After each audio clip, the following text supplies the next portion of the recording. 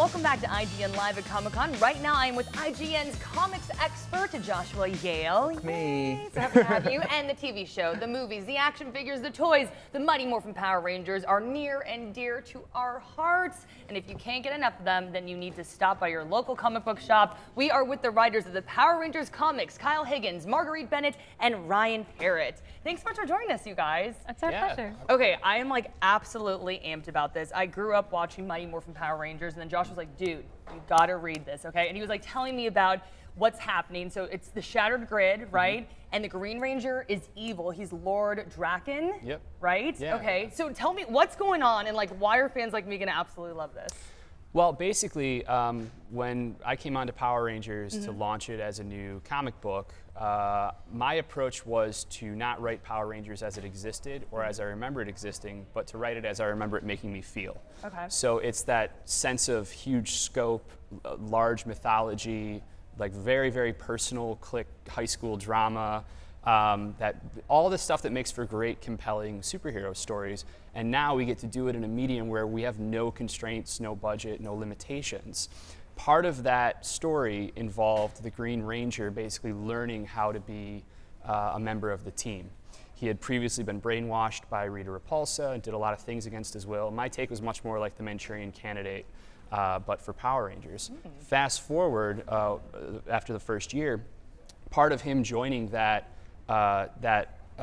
team and kind of coming into his own was this big cautionary tale where an older, evil, alternate timeline version of him actually chose to stay evil, killed all the Power Rangers of his world, took their coins and created army sentries of like almost stormtroopers-like in his world, killed Rita, and You're giving me chills right now. Oh my goodness, okay. and took on the moniker Lord Draken. Now, in conjunction with the 25th anniversary of Power Rangers, he wants more. He wants more power. He wants to become God. So he's actually taking his armies to travel between different worlds and dimensions of the Shattered Grid of all the different Ranger seasons from the last 25 years to amass power so he can become closer and closer to the Morphin Grid itself. So it's crazy, insane, epic story. We've really gotten to know Lord Drakon a lot. And Ryan, you've actually introduced another alternate reality, parallel dimension, evil character, and it's a twisted version of the Pink Ranger called the Ranger Slayer. Tell me everything. That's great. It's the best name ever.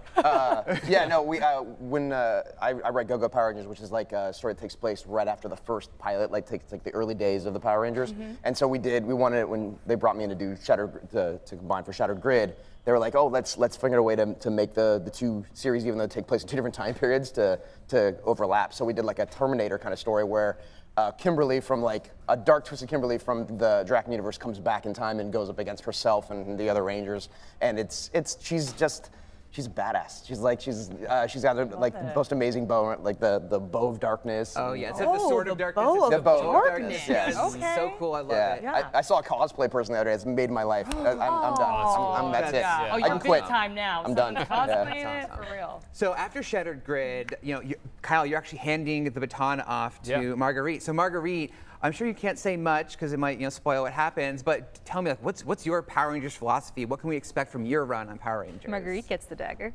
You do get to say that's true. So in Beyond the Grid, in the aftermath of this tremendous event that really, truly and sincerely and almost literally shatters the foundations of existence, our Power Rangers team winds up in, just sort of in this void, this place that is corrupt and beyond creation. And so what we're doing is, we're sort of, it's almost an existential shipwreck where they're in this world of mystery and adventure and horror and darkness, and the most fundamental pillars and rules of their universe are gone. And so now it becomes, it's sort of like when you think of the deep sea, we know so little about the oceans because we can't study the creatures that are down there. The pressure in the deep is what holds these animals together, and we try and bring them up, they disintegrate, or if we do it too fast, they explode. And so now it's, what about you is defined by the parameters of your life, by the duties you had, by the people around you. And when you remove those parameters, what do you become? Do you disintegrate? Do you explode? Or do you find something new that will rebuild you, that will reforge you into something stronger. And so we're in this quest in this completely unknown and just truly wrong world. And so it's about, you know, determining how you can become a team again, how you can find meaning in a world that is completely outside of the morals and the quest that you were given. And you have a crazy cast. I do. Cast Yeah. of characters that is, and how they come together and. No, we're cherry-picked from all over the different universes, and so it's the first hybrid team. Yeah. Okay, so talking about teams, did you guys talk to the original members at all? Like, did they weigh in at all, help you guys out? Like the original Power Rangers actors? Yeah, you know, it's funny because as I've been doing more and more conventions, I kind of took a break from conventions for like a year and a half, and then as the book was really kind of gaining steam, I was doing some more shows. So I've met a lot of the actors just socially through through the conventions, and a lot of them talk about the book and tell me, because they're signing the books that people bring up to them and things like that. So it's been really cool to kind of to interact with some of these some of the actors who have very, you know, strong memories and feelings about their characters, and in particular like Jason David Frank. And I have become good friends, and we worked together on a big live-action promo film for Shattered Grid that I wrote and directed. I think I saw some of it on the TV here earlier today. So it was like, it's promoting the book, but Jason really wanted to play Lord Draken. So we built out the suit, we built out this massive throne room. There it is now. That's actually the original Lord Zed staff in the corner from the show. What? Yeah, Saban, Melissa Flores came to set with the original Rita and Zed staff. So like this was really. This is too epic. Isn't that cool? Seriously, like I'm just like, wow. So it's one of those, like, it's a very, very unique opportunity to play in an existing kind of franchise and have the support of the people who know it best and still run it.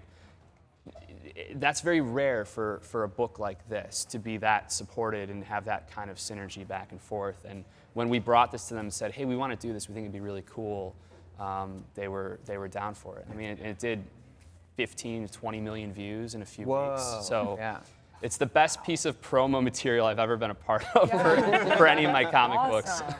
Jackie's like how she's like getting chills and stuff, and I think that's the same thing for me. That what I love so much about these comics is that you guys are taking Power Rangers as seriously as I did when I was a little kid. Yes. Well, we did a panel at WonderCon this year, and we handed out the book, the first issue of this event, where we kill the Green Ranger. Lord Draken kills Tommy. Spoilers, by the way.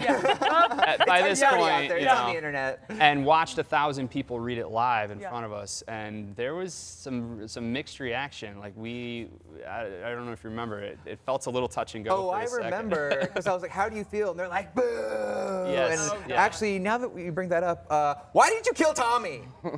Well, I don't know if we'd be here now if we didn't kill Tommy.